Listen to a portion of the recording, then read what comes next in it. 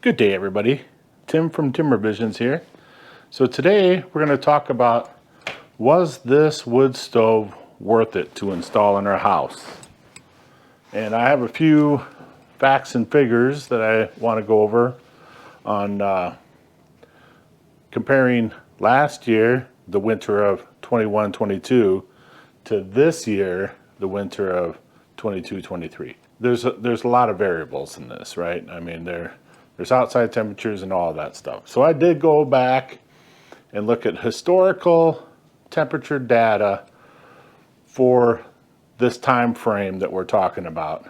And depending on the months, this past year, 22-23, was 2 to 5 degrees colder on the average than the previous year when we didn't have the wood stove.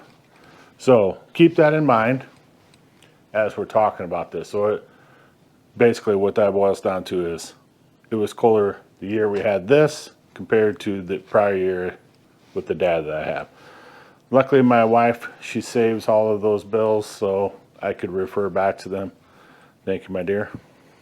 Anyway, so obviously we had a cost savings, right? There was a cost savings, and I was hoping for a little bit more of a cost savings than what reality showed us. But I think that there's one main thing that comes into play with that, and that is we live in a small town, and our utilities are municipally owned.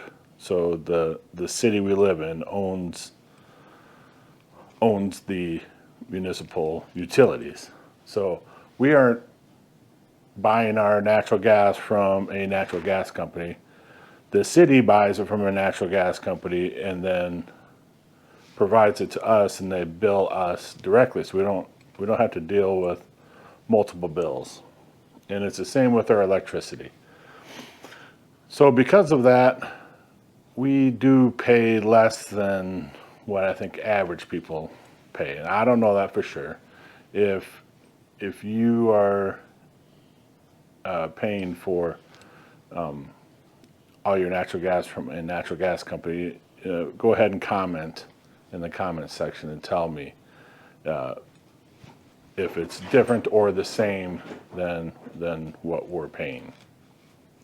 Anyway, so what I did was I looked at the electricity and the natural gas both, because our natural gas went down considerably, natural gas usage per month, but our electricity raised a little bit because we have the fan that blows in the back of the stove.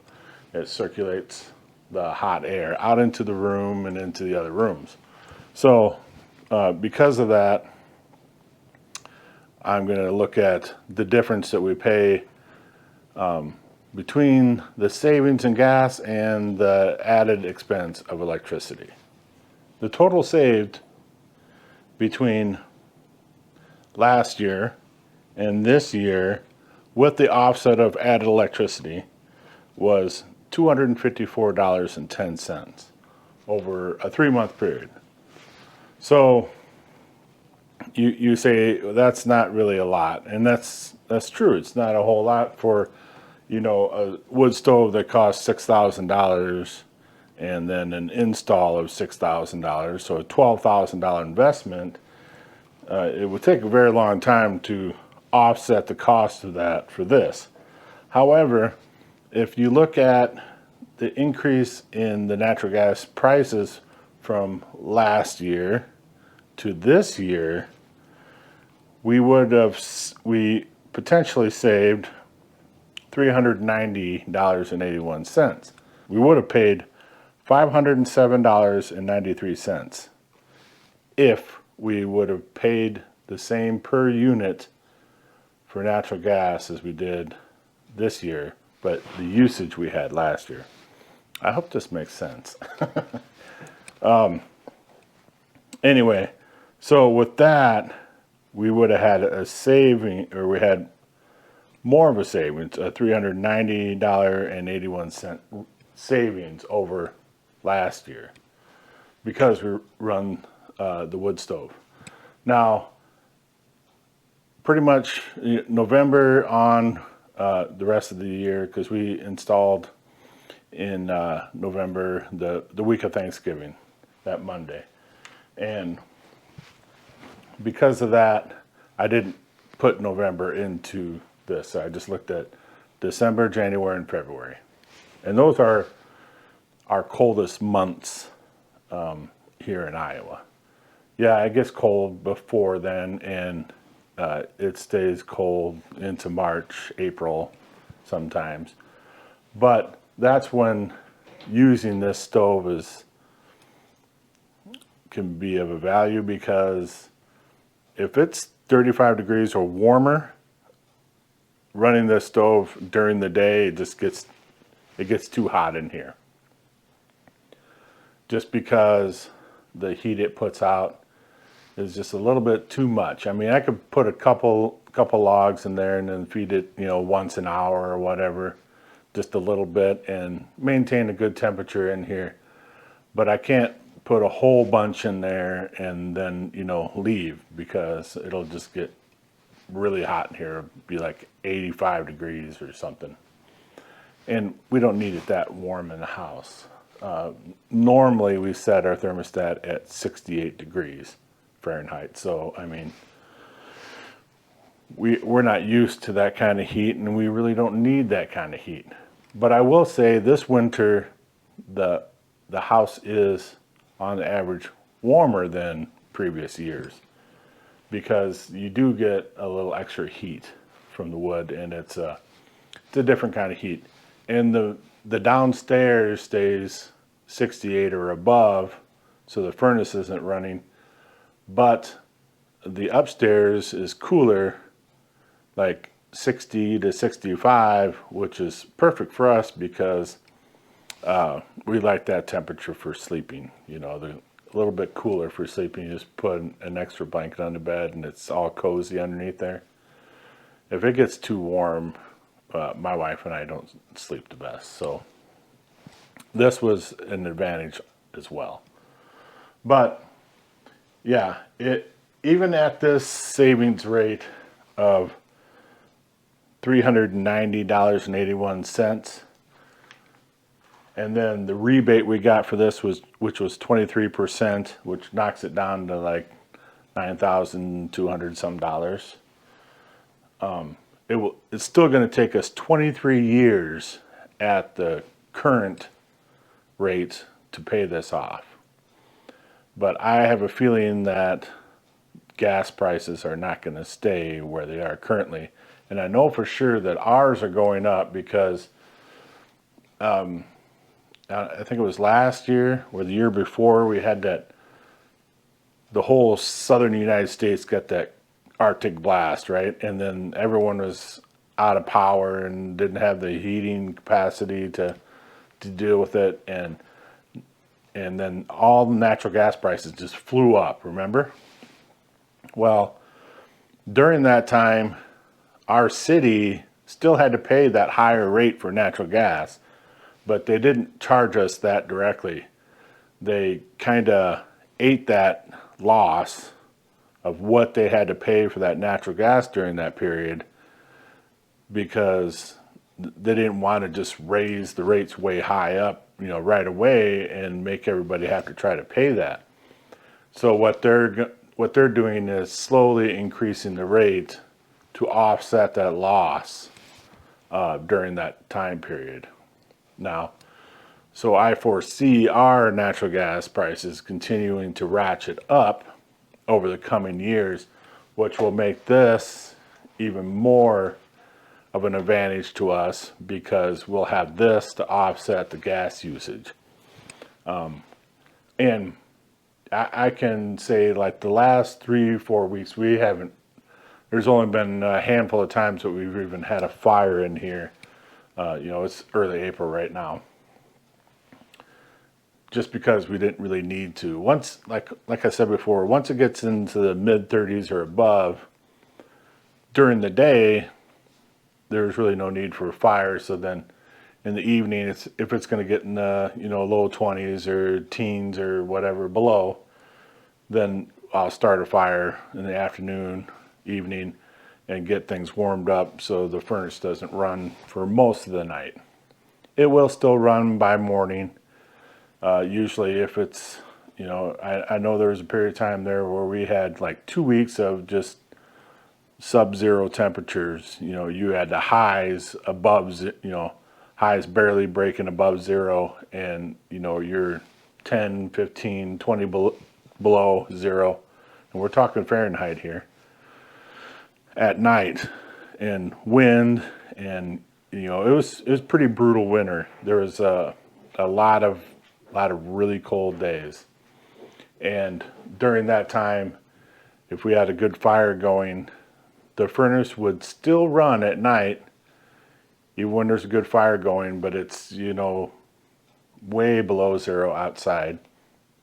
The furnace would still run periodically, but it wouldn't run all the time.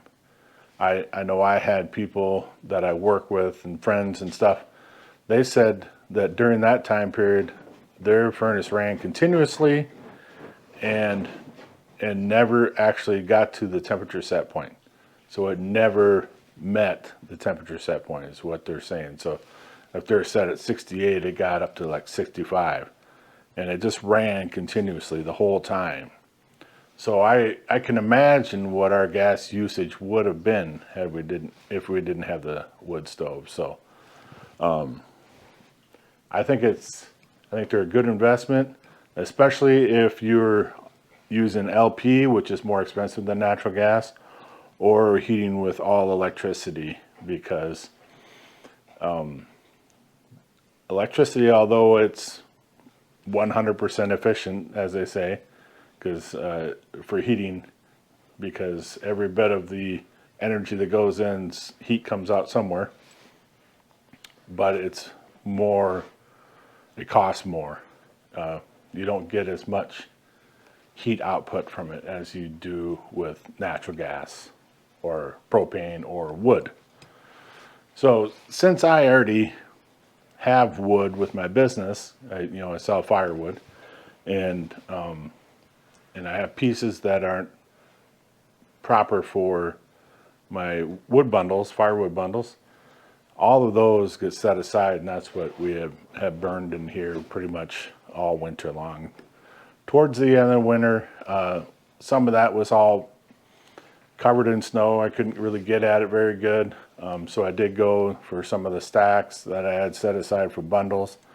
Kind of tried to cull out the uglier ones that wouldn't make good bundles, and use those for heating, later in the heating season. So this year, though, I'm going to have all the wood right here at the house instead of over at the wood lot, and I have a pretty good idea. I'm going to need probably a cord and a half, maybe 2 cords, to have the same heating ability as I did this past winter. I kind of tried to keep track of it, how much, but I would say if I had 2 cords out here, then I would have all the wood that I need for the winter. And keep in mind, we did start late, and then we kind of quit using it here at the end of March. Other than a handful of times here or there. But yeah, it's been a good unit, and there are way less expensive units out there for a person to select from. We just wanted something that looked nice and also had the soapstone. I really wanted the soapstone just for that heat retention. Otherwise, if you go with a cast iron or a steel, I think you get heat faster, but when the fire goes out, then the heat pretty much dissipates pretty quickly. Cast iron holds on to it a little bit longer, but the steel ones, it pretty much dissipates as soon as the fire's gone. You don't have heat anymore. With this, sometimes in the morning, it's still warm to the touch. If I filled it up pretty good and then dampened it back after the fire was established, I would still have warmth to the touch. The fan's still running in the back, indicating that I had at least 120 degrees temperature on the stove itself. So pumping some heat into the air. Even if the furnace is still running, because the thermostat's in the next room, this room is still warm. So, yeah, I think they're good. If you have a good source for firewood, I would say they're good to go. If you're buying firewood, I don't know. It all depends on how much you're spending on your current heating and how efficient your home is. But for us, it's been pretty good. And you know, it's my first year using it, and I think I've learned a lot of things this winter that I'll try to get ahead of the game for next year, making sure I have everything I need right here. I mean, it's nice to have the wood in the front porch, you know, it kind of warms up in there and dries off and stuff, you know, in case it had been snowed on or whatever. But I can fit about a face cord in there, and that's great. But I'd like to have all my wood right here at our house here instead of over at the woodlot, because snow this past year has really been a pain. Because you know, I basically have to go move all the snow at the woodlot to be able to get the truck and trailer in there, and then dealing with backing the truck and trailer up into here to unload it and bring it up into here. So basically, I'm just doing a lot of handling. It'd be nice just to have the wood right here where we're doing the heating, and I could just go out with a cart, fill it up, bring it in. You know, I could stockpile if there's a storm or whatever coming, stockpile a bunch in the front porch and some in the here. But at least have it all here at our house, so all I have to do is have a clear path from where it's stacked here to the house. So lesson learned. I'm going to change that for next year. I do appreciate everyone stopping in and checking out the video. If you found this useful, go ahead and click the like button. And this type of content, the tractor, the firewood, you know, the tilling with the tractor, stump grinding, and all that stuff, that's something that you enjoy, go ahead and consider subscribing. I've gotten a lot of new subscribers recently. I appreciate all of that. And if you're on the fence, go ahead and do it. I'd appreciate it. Helps me out. The more subscribers I get, the more my videos are put in front of other people, and hopefully I can add some value to people if they're making decisions like on a wood stove or something like that. So thanks again for stopping in. Until next time, be safe, brothers and sisters.